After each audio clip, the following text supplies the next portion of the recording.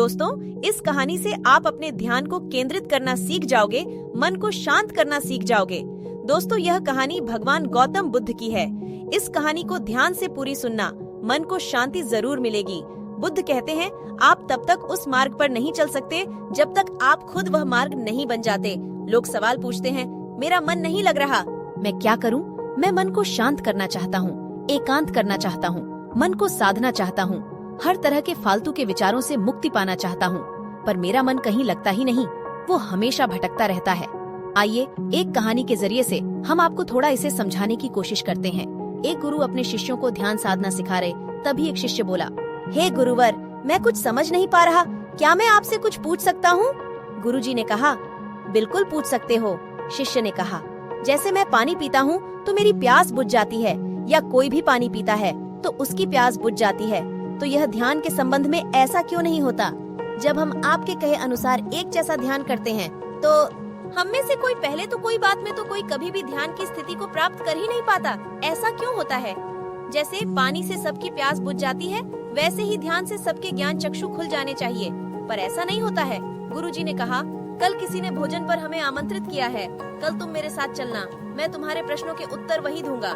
अगले दिन दोनों गुरु शिष्य भोजन के लिए एक धनी व्यक्ति के घर पहुँचे। धनी व्यक्ति की पत्नी ने उन्हें भोजन पर बुलाया था। दोनों भोजन करने बैठ जाते हैं। उन्हीं के साथ उस स्त्री का पति भी भोजन करने बैठा हुआ था। उसने अपने सभी नौकरों पर चिल्लाकर कहा, ये क्या बेकार सा भोजन बना रखा है, इसमें कोई स्वाद नहीं है। वह भोजन की थाली फेंककर नौकरों से कहता कि जाओ दोबारा ढंग का भोजन बनाकर लाओ। धनी व्यक्ति की पत्नी उन दोनों गुरु शिष्य से क्षमा मांगकर उन्हें भोजन परोसने लगे। दोनों ने भोजन किया। गुरु ने अपनी थाली में 2 रोटी छोड़ दी। गुरु ने उस स्त्री से कहा कि बेटी, क्या तुम मुझे यह 2 रोटी बांध कर दे सकती हो? स्त्री ने उन रोटियों को बांध कर दे दिया। उसके बाद दोनों वहाँ से निकल गए। रास्ते में गुरुजी ने शिष्य से पूछा कि तुम्हें भोजन कैसा लगा? शिष्य ने कहा, भोजन तो अति स्वादिष्ट था, मुझे पसंद आया, मुझे भोजन करके बहुत अच्छा लगा। गुरु ने कहा, इससे अधिक तुम्हें और कुछ नहीं लगा?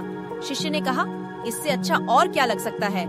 गुरुदेव, मेरी भूख मिट गई, मेरा पेट भर गया। गुरुजी ने कहा, भोजन तो अच्छा था, फिर वो उस स्त्री के पति को भोजन पसंद क्यों नहीं आया?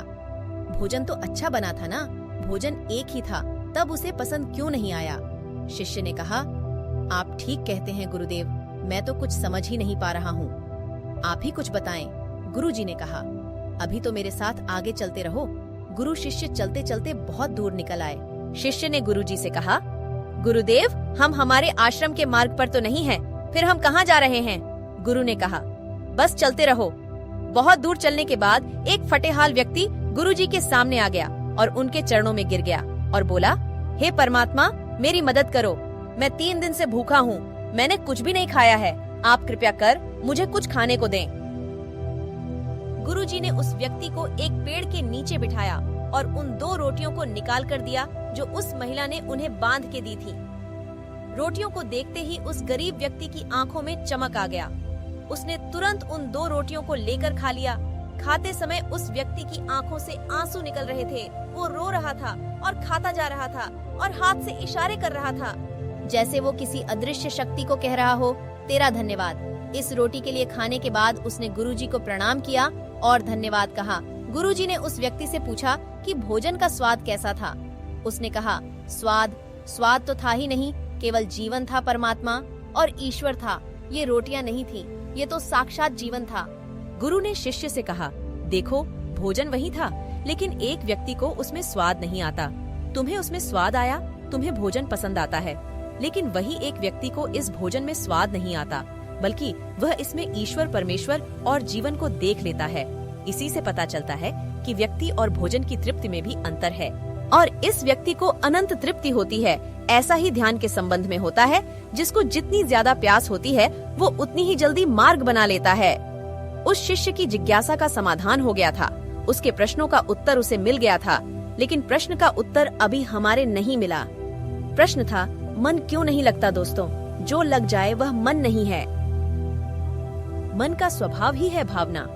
जब हमारे पास कोई चीज अत्यधिक होती है, तब मन उससे भागने लगता है। जैसे उस धनी व्यक्ति का मन जिस भोजन से भाग रहा था, जो उसके लिए आम बात थी। लेकिन जब कोई चीज हमारे पास सीमित मात्रा में होती है और हमें मिल भी जाती है, तब हमारा मन उससे जुड़ा भी रहता है और हम उस चीज की थोड़ी बहुत अहमियत भी रखते हैं। जैसे उस शिष्य का मन जो उस भोजन से थोड़ा बहुत जुड़ा हुआ था, तो उसने उस भोजन के स्वाद को भी जाना। लेकिन जब हमें कोई चीज चाहिए होती है और वह हमारे पास नहीं होती, तो पहले हमारा मन उस चीज के लिए बहुत लालायित रहता है। वह हर हाल में उसे पा लेना चाहता है।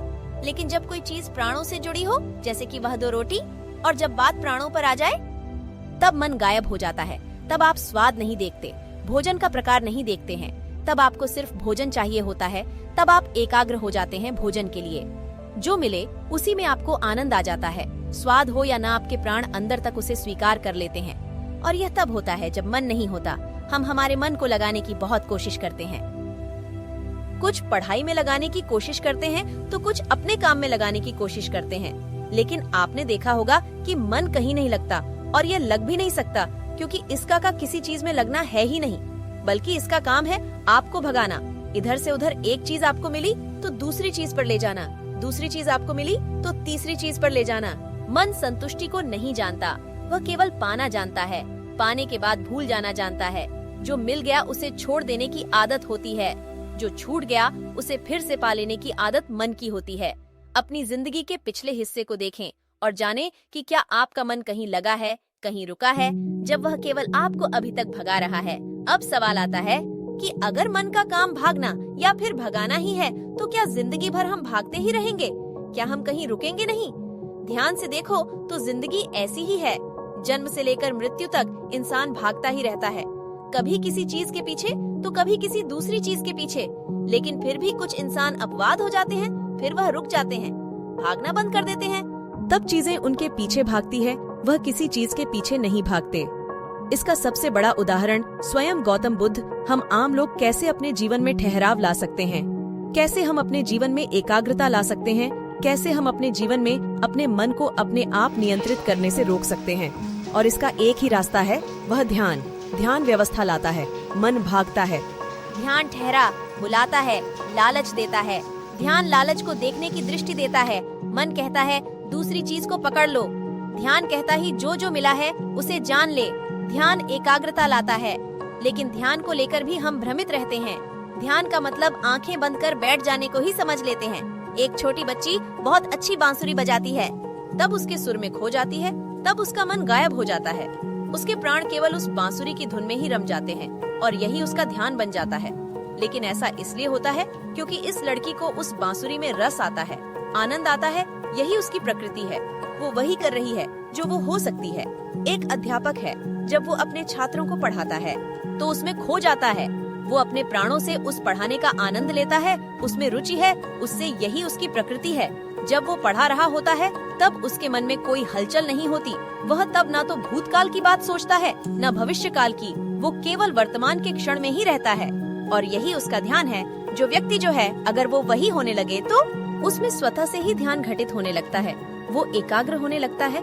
लेकिन जब व्यक्ति कुछ होने की कोशिश करता है तो उसका मन हावी होने लगता है, एकाग्रता टूट जाती है और तब हम भागते रहते हैं, सब कुछ पा लेते हैं, तब भी सोचते हैं कि कुछ रह गया है। और ये अधूरापन कभी पूरा नहीं होता, क्योंकि जो आप हो सकते थे, जो आपकी प्रकृति थी, वो आप नहीं हुए, बाकी सब कुछ हो गए।